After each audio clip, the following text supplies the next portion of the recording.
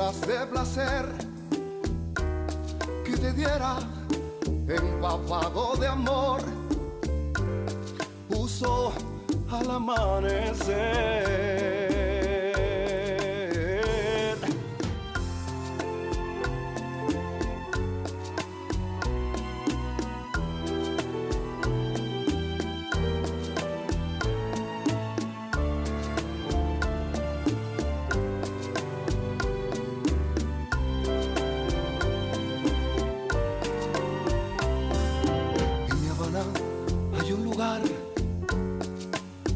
Donde ves la luna y el sol, donde un suspiro puedes abrazar o entregar un poema, una flor.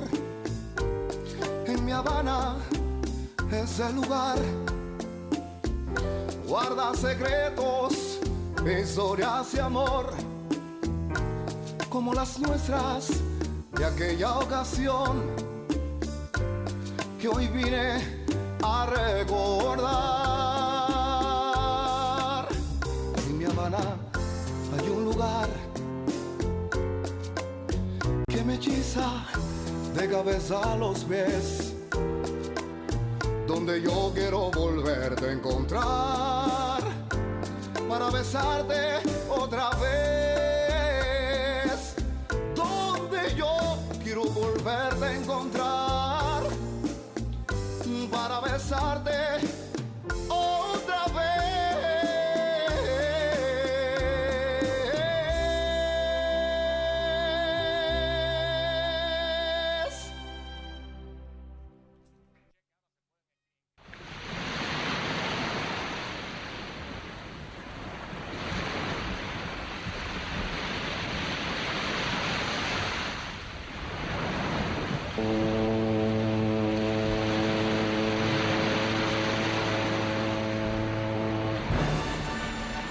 La Bahía de La Habana es un lugar bien conocido por los navegantes de todo el mundo desde hace más de 400 años. Fue descubierta por los conquistadores españoles en 1508. Se calcula que en el presente cerca de 1 millón de personas viven en su periferia, distribuidas en 4 municipios.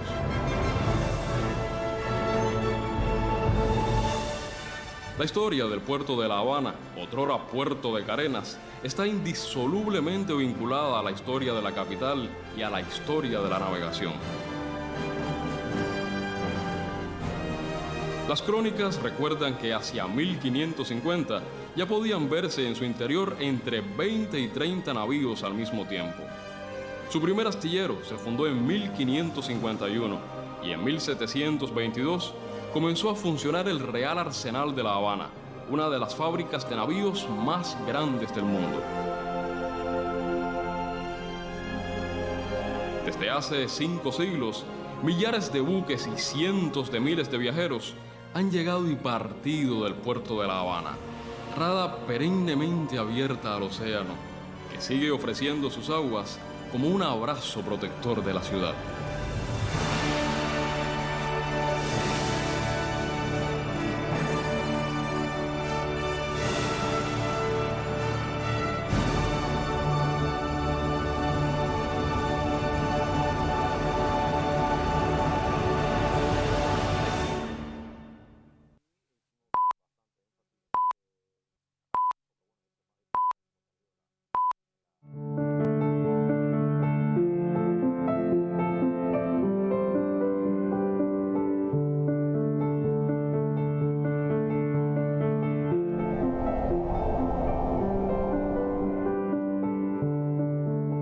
El periodismo de José Martí tiene el color del arco iris.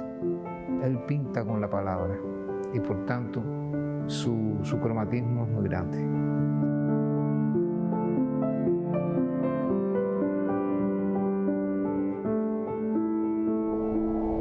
Yo creo que el color está en el estilo, en la manera de hacer periodismo.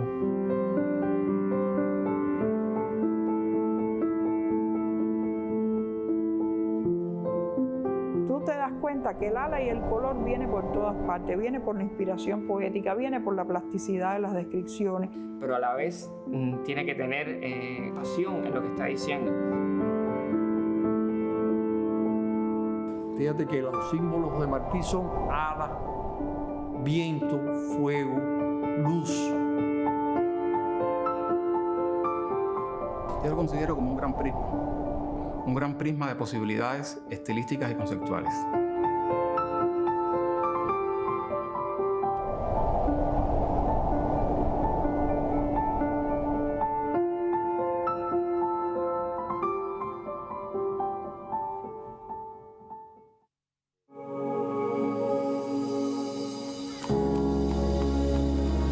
Las puertas de la muralla se abrirían puntualmente aquel viernes y los periódicos contarían las noticias del momento. Sin embargo, ni el más sagaz de los reporteros de entonces podría olerse que aquel 28 de enero de 1853, cerca de la muralla y el mar, había nacido un periodista, pero no uno cualquiera, sino un maestro de la crónica que renovaría las letras en Hispanoamérica. Eso lo confirmaría el tiempo. Cuba es un país de grandes periodistas, de una extraordinaria tradición en el periodismo. Yo creo que hay consenso en eso, de que el periodista mayor es José Martí. Martí es como una expedición hacia lo interior. Un hombre que cuando tú lo empiezas a estudiar y cuando tú te dejas seducir por su vida, por su obra, y cuando tú lo sigues de alguna forma, no en el tiempo ni en el espacio, sino en la expedición interior que tú haces hacia ti mismo, tú descubres que Martí no separó nunca la emoción del juicio. Martí usa todos los recursos literarios habidos y por haber, todos, donde la imagen es decisiva en el estilo de Martí. Martí siempre escribe por imagen, porque piensa por imagen, razona por imagen. A veces el lector común tiene la idea de que Martí era todo inspiración. Esa inspiración es cierta, pero los que nos hemos enfrentado a los manuscritos de Martí sabemos que hay todo un laborioso proceso de escritura detrás de cada texto suyo. Por eso su prosa es necesariamente una prosa poética, una prosa de alto vuelo artístico, creativo. Y el periodismo justamente le da la posibilidad de hacer uso de numerosas técnicas. Por eso es que en su periodismo lo mismo podemos encontrar diálogos intercalados, que podemos encontrar pequeñas narraciones. Incluso él decía que necesitaba por lo menos ir una vez al mes a los museos para interactuar para llenarse un poco de color. Y realmente era como una terapia que él tenía, y eso también yo creo que fue fundamental también en su formación y en la manera de escribir. No porque usted dice en el carácter de la revista venezolana que el escritor va a tratar de pintar como un pintor. José Julián Martí Pérez nació el mismo año de la muerte del padre Félix Varela. El apóstol y el sacerdote pelearon, cada uno a su manera, por una Cuba libre. Ninguno de los dos veía con buenos ojos que Madrid esclavizara o humillara, en nombre del progreso, a los habitantes de Cuba, una tierra conquistada por los españoles desde hacía más de 300 años. Martí nace en una colonia española de economía de plantación con fuerza de trabajo esclavo, que acaba de iniciar su primera guerra de liberación nacional. Es aquí donde Martí, además de su formación familiar, recibe la formación de la escuela cubana con los grandes valores de la filosofía electiva cubana. De aquí son sus dos primeros periódicos, El Diablo Cojuelo y La Patria Libre. No tenía Martí 16 años todavía cuando decidió escribir lo que pensaba en un periódico editado por su amigo Fermín Valdés Domínguez. muy loco o muy cuerdo debía estar aquel adolescente para atreverse a publicar en El Diablo Cojuelo la frase que ningún habanero de la época se habría arriesgado a gritar en la calle. Esta dichosa libertad de imprenta, que por lo esperada y negada y ahora concedida llueve sobre mojado, permite que hable usted por los codos de cuanto se le antoje, menos de lo que pica. Desde El Diablo Cojuelo y La Patria Libre fue luz blanca que impactó precisamente en el prisma de la realidad. Porque aquel adolescente se mueve ya con ciertos elementos, con ciertos rasgos de lo que sería su madurez. Ahí está naciendo el escritor y el periodista. Acusado del delito de infidencia, el joven de 16 años ingresó en la cárcel nacional el 21 de octubre de 1869. Meses después, en marzo de 1870, un consejo de guerra ordinario lo condenó a 6 años de presidio. El trabajo forzado al que fue sometido el preso 113 en las canteras de San Lázaro y el injusto encierro con un grillete al pie marcaron su vida para siempre. Cuando analizo la etapa en que él está en las canteras de San Lázaro, siempre lo veo como un salto brusco de la adolescencia a la adultez, justamente por esta experiencia traumática que lo marcaría física y espiritualmente para toda la vida. Y desde este mismo instante, él definió los intereses y los objetivos de su vida. Condenado a 6 años de trabajo forzado y cambiada esa pena por 6 años de destierro, su próximo momento formativo está en la metrópoli española y es en la Universidad Española donde se gradúa de Derecho y de Filosofía y Letras. Esta segunda carrera es la que ejerció a lo largo de toda su vida y es la que le da la formación para convertirse en el excelente periodista que después lo fue. El joven de 18 años, durante su destierro en España, no se cayó las injusticias que había presenciado en el presidio de La Habana. Sin odios ni rencores, el 24 de marzo de 1871 publicó en el periódico La Soberanía de Cádiz su artículo Castillo. Precisamente Castillo constituye uno de los núcleos principales del discurso narrativo del folleto que Martí imprimió meses después en Madrid con el título El presidio político en Cuba.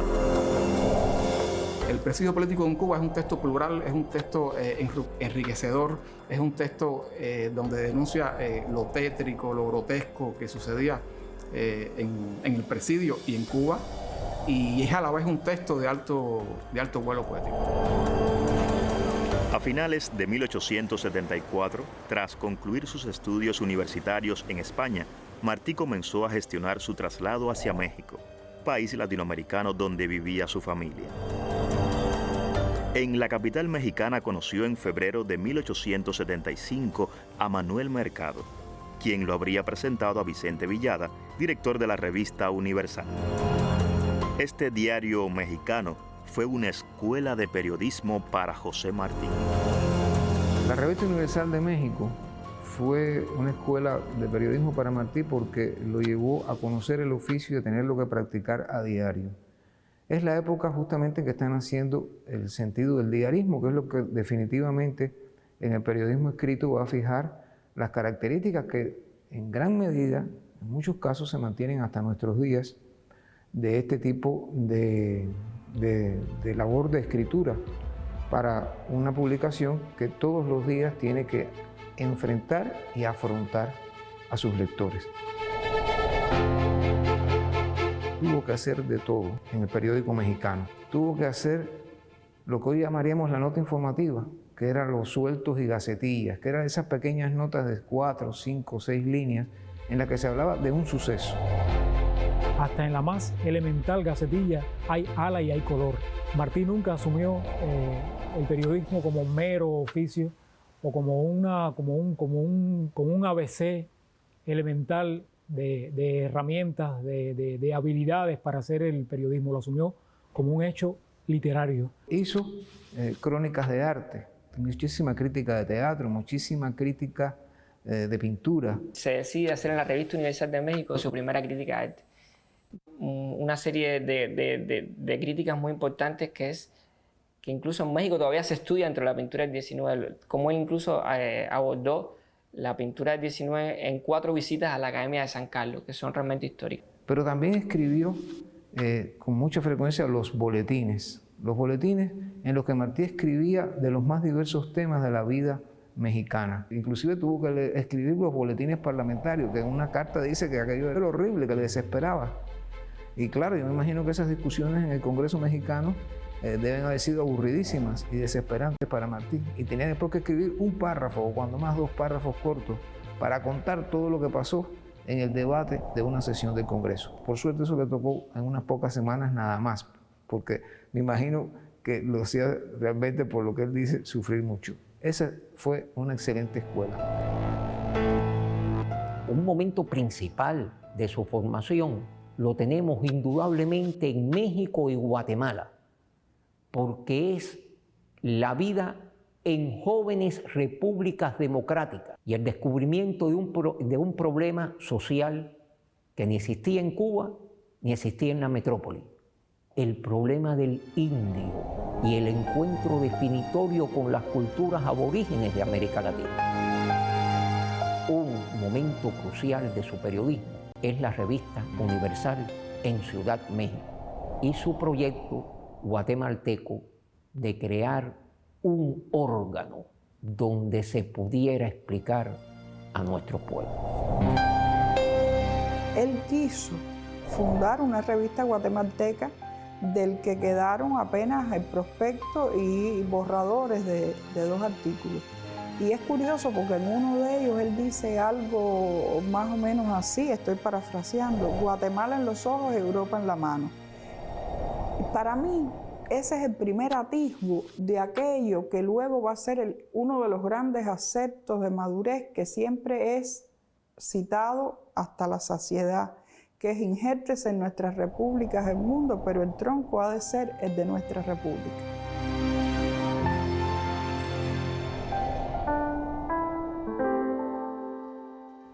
La segunda etapa de la vida de Martí es una etapa de maduración. Lo conforma desde 1881 a 1890. Indudablemente que comienza su madurez en Caracas, y es aquí, en la revista venezolana, donde hay una nueva forma y un nuevo contenido en sus letras. La forma, el modernismo literario. El contenido, una nueva explicación para América Latina. Una explicación de sí misma, con carácter completamente autóctono. Digamos, un texto como la revista venezolana no puede verse nunca separado de su antecesora, que fue la revista guatemalteca. Es una variante del mismo tema. El criterio de la relación entre autoctonía y universalidad es el mismo. En la revista venezolana, bueno, claro, ya son otras las condiciones. Esta sí la pudo materializar, aunque tuviera vida efímera, por razones de sobra conocidas. Su postura de eticidad, su verticalidad ideológica, el hecho de no prestarse a halagar las abominaciones de Guzmán Blanco, como dice él en algún momento de su epistolario. La encendida crónica que él le hace a Cecilio Acosta, bueno, es justamente el discurso que le provoca que lo declaren persona no grata en Venezuela y que tiene que justamente pensar en otros destinos en ese momento.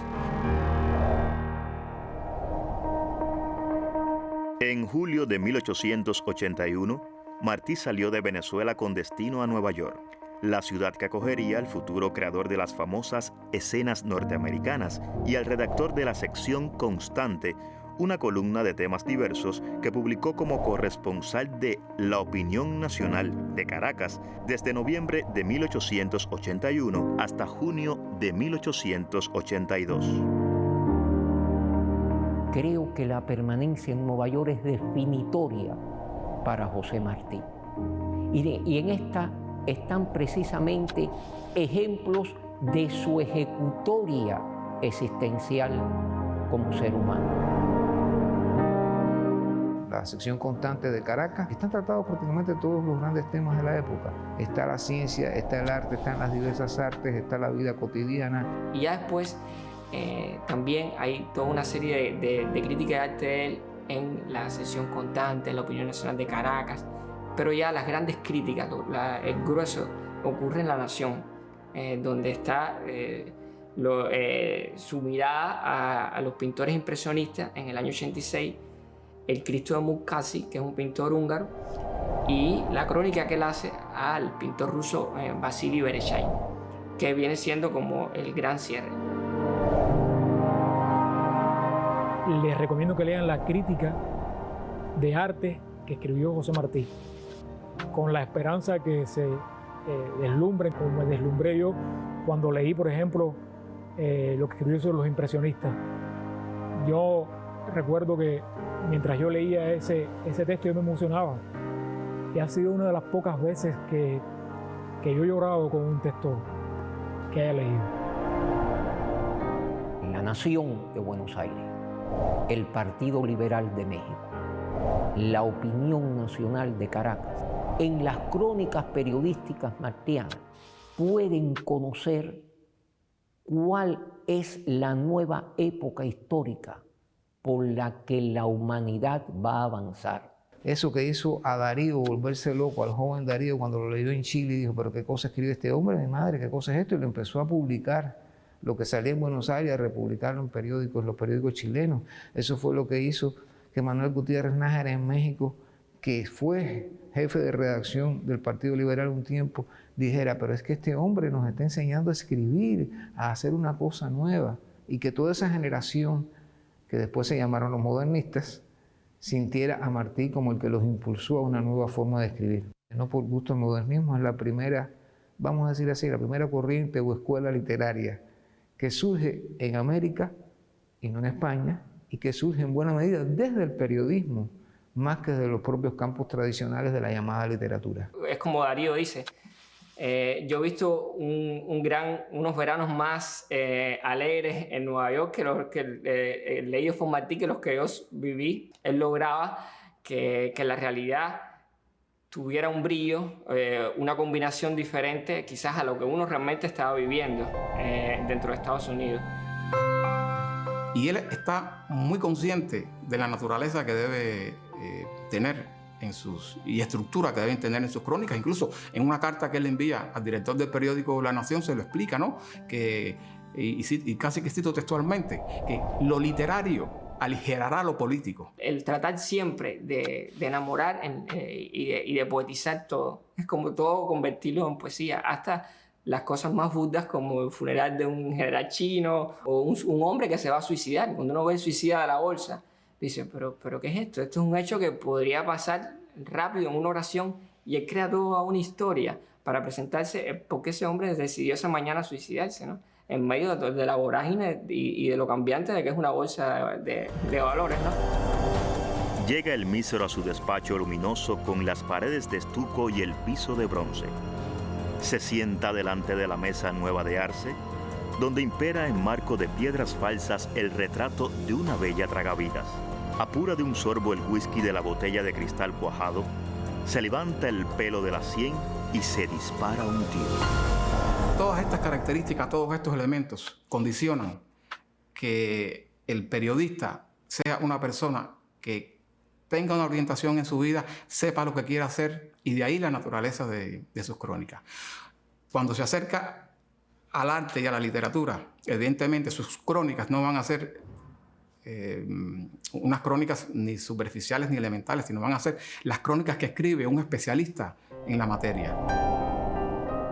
Martí conoció y trabajó de cerca con los periódicos norteamericanos, los leía, trabajaba con ellos, era su fuente. Nosotros en la edición crítica nos damos cuenta, en la medida en que tenemos acceso a periódicos de Estados Unidos, cómo Martí utiliza, digamos, el relato de cómo matan a los anarquistas de Chicago injustamente condenados por algo que ellos no habían hecho, que es poner la bomba que mató a unos policías, y el relato está sacado y armado a partir de 2 o 3 cosas que narran los periódicos de la época.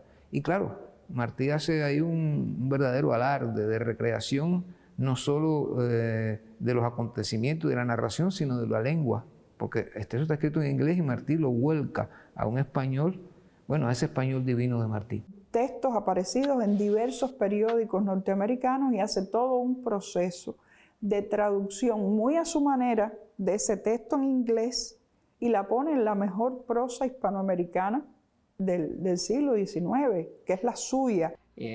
Yo, por ejemplo, uno ve la crónica del terremoto de Charleston y piensa que va a enfrentarse a un suceso catastrofista totalmente y que va a haber solo desgracia. Sin embargo, él logra hacer detalles como que en esa noche, increíblemente, quizás por el susto, muchas mujeres dieron a luz y hubo muchos nacimientos, ¿no?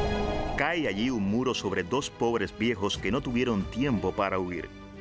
Va besando al muerto el hijo barbado que lo lleva en brazos, mientras el llanto le corre a hilos. Se ve que muchos niños han nacido en la noche y que, bajo una tienda azul precisamente, vinieron de una misma madre 2 gemelos. En las crónicas de Martí lo mismo está el gran acontecimiento, pensemos en los procesos electorales o en grandes desastres naturales como el terremoto de Charleston, por ejemplo, o en la inauguración de la Estatua de la Libertad o del puente de Brooklyn. Pero está también en los hechos menudos, en el Día de Acción de Gracia, en cómo se celebran las Navidades allí, en el Decoration Day, que es el día en que se honra a los héroes de la patria, pero cómo va la gente a los cementerios a honrar a sus muertos. Y Martí podría entrar a un baile y podía satirizar, hacer una pequeña burla de un millonario o de las joyas de una señora que supuestamente nadie se atrevería por la clase social y demás, decir que no solo es para edulcorar, sino también incluso para poner elementos de crítica y elementos de análisis que quizás otro periodista no se hubiera arriesgado. Y también la manera en que Martí presentaba esos acontecimientos o sencillamente esas recreaciones de la vida cotidiana de los Estados Unidos, lo hacía con una verdad tal, lo hacía también con una intensidad, con un color que a mí me fascinaba. Y siempre me dije, yo quiero contar historias así. Yo creo que la crónica está ahí. Estaba a veces debajo de una piedra, lo que hay que es descubrirla. Lo más fácil es repetir palabras, repetir discursos en los trabajos periodísticos. Lo más difícil es mirar con esa mirada de Martí, que era triste, pero era profunda.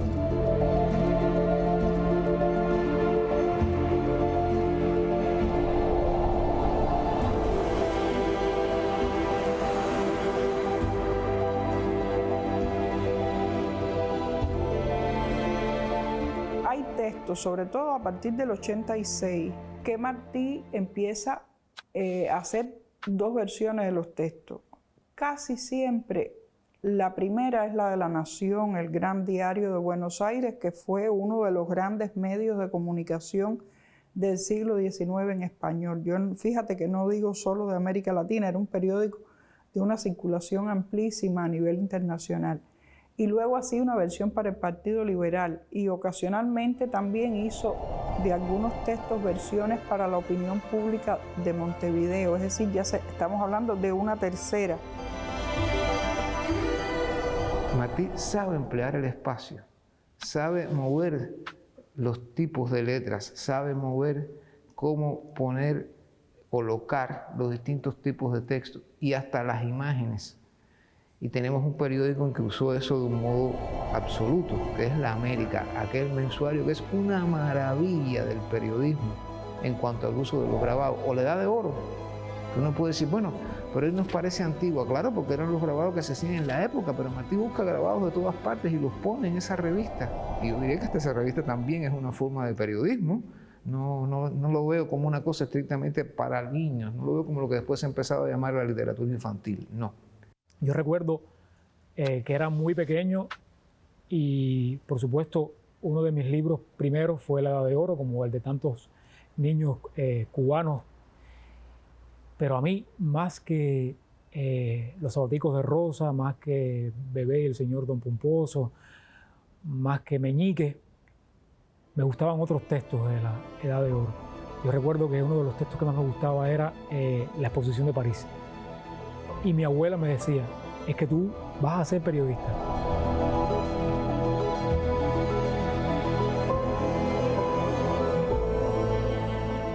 A mí lo que más me impresiona de La Edad de Oro es cómo Martí reconvirtió un libro de grabados en muchas cosas.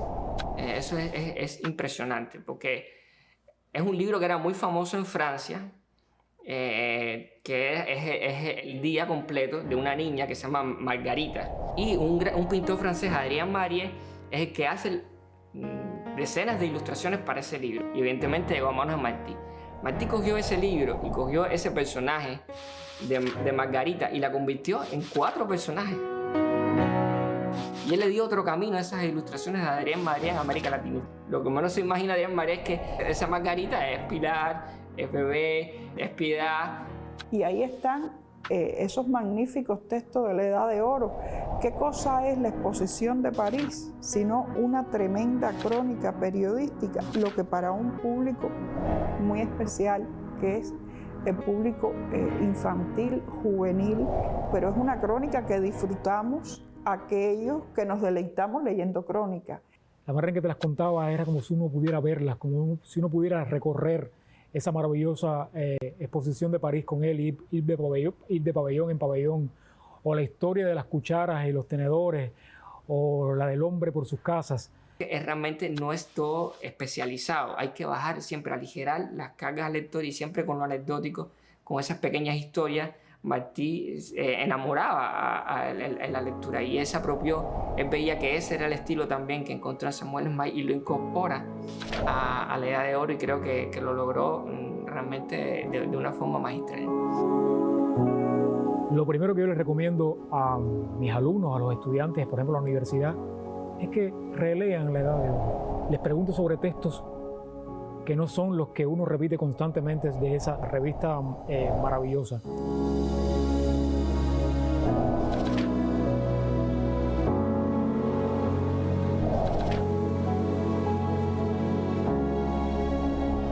En 1889, ya Martí era todo un maestro de la crónica en la lengua española. Tan creíbles y detalladas fueron las descripciones que plasmó en la Exposición de París, que un residente en la capital francesa le comentó que a él no lo engañan, que La Edad de Oro estuvo en París sin que él la viera, porque él se pasaba la vida en la exposición y todo lo que había en la exposición que ver está en La Edad de Oro. Al escribir La Exposición de París, Martí acudió al mismo método que había aplicado durante años en las escenas norteamericanas: recrear los acontecimientos narrados en los diarios que él consultaba como fuentes en Nueva York.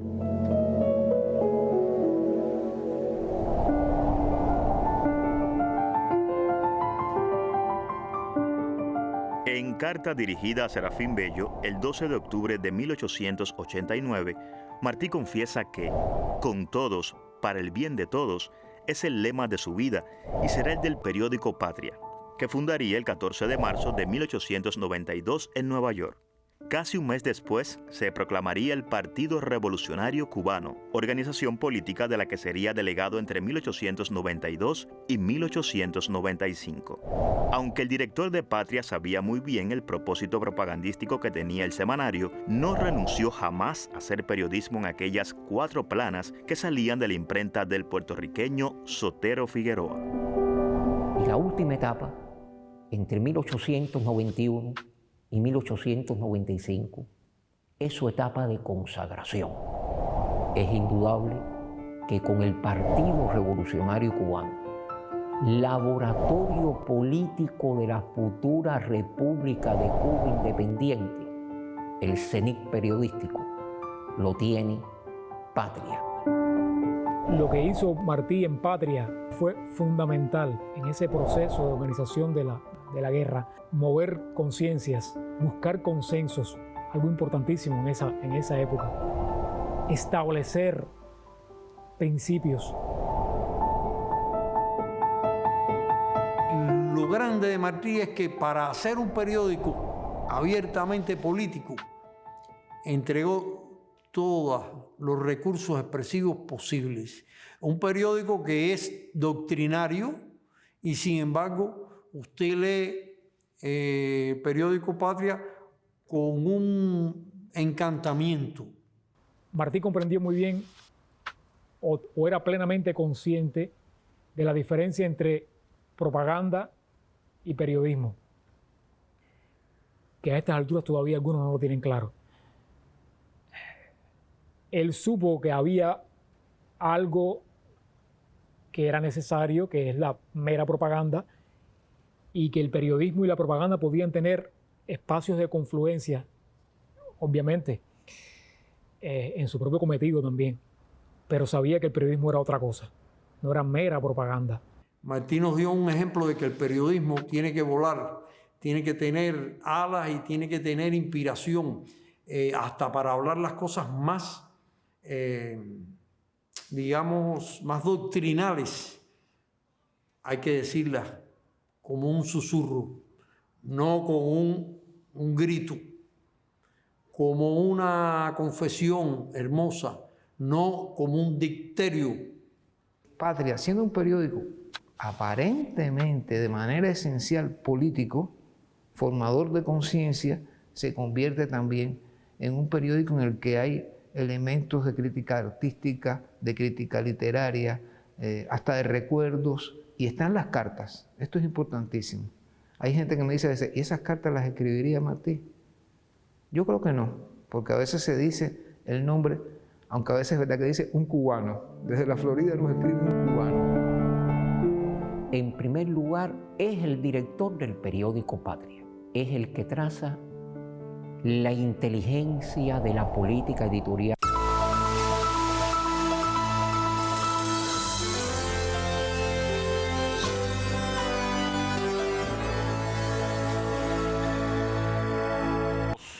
Bueno, finalmente, pues, aunque el día está bien nublado, el terreno está en bastante buenas condiciones después de haber llovido. Aquellos que vieron la previa, si no, bueno, pues aquellos que no lo hicieron, pues les informamos, aquí ha estado lloviendo prácticamente todo el día, esa lluvia invernal que es como un chinchín, esa agua que es constante, no tan intensa, y el terreno ha drenado mucho. Se puede jugar pelota, pero bajo una amenaza absoluta de que pueda caer de nuevo. Si vuelve a llover es casi imposible que se vaya a poder jugar, habría que trasladar los partidos, pero de todas maneras yo creo que es toda la lógica del mundo tratar de jugar el partido aquí en San José de la Laja. Estamos con los playoffs, con el inicio de la postemporada. Industriales Mayabeque, dos equipos con tradiciones distintas en la postemporada, mucha más historia, es lógico, para el conjunto de Industriales, y un Mayabeque que apenas se ha jugado,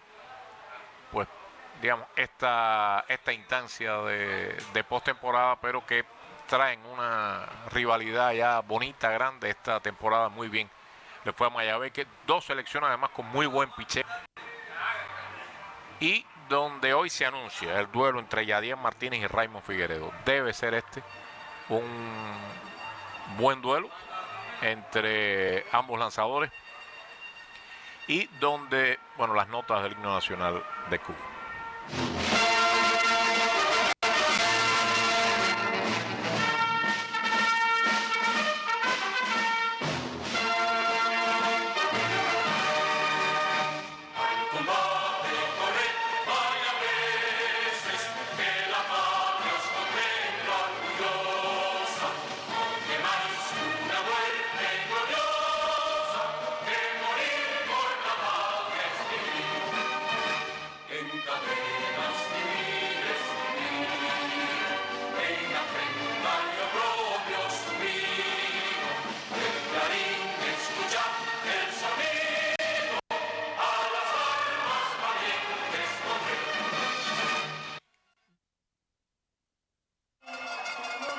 Bueno, se han presentado los equipos.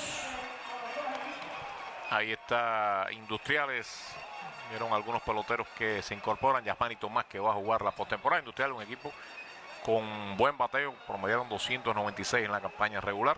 También batió muy bien Mayabeque, 293, pero sobre todo creo que se distingue el trabajo del picheo, sobre todo de los Huracanes. Bueno, Guillermo Carmona y Osmel Cordero. El árbitro principal va a ser Ariel Díaz. Va a estar auxiliado por Ricardo Compagnoni. En primera, Aristides Belismelis y Alexei Menadier completando el abanico. Y como ustedes saben, ya en postemporada, aquí está Cordero con muy buena labor. Ahí árbitros van a estar Tony Velete y Milagros Quiñones en las líneas. Voy a darle el crédito también aquí. Vamos a tener de anotador a Carlos Arpentero, a Marcelino Galván como auxiliar, y en la página web a Cleider Torres, aquí en el estadio Nelson Fernández de San José de las Lajas. Decía, la historia de Mayabeque mucho más corta. Estuvieron en una postemporada, cayeron ante Ciudad Ávila 2-4, también en una serie de comodines. Y pues lo contrario de Industriales, que en esta fase de cuartos de final ha efectuado una cantidad de 80 desafíos con 42 victorias y 38 derrotas. Vamos a estar atentos a lo que pueda ocurrir en otros estadios. Aquí tienen a Industriales con Giovanni Peñalver en el jardín central, Ariel Sánchez en el izquierdo, Ángel Echevarría en tercera, Yasmani Tomás va a estar en primera, Dairon Miranda como jardinero derecho, Jorge Enrique Alomar, su capitán, como camarero, Yaciel Santoya, designado Joángel Lao como catcher y Roberto Álvarez como shortstop. Ya les decíamos,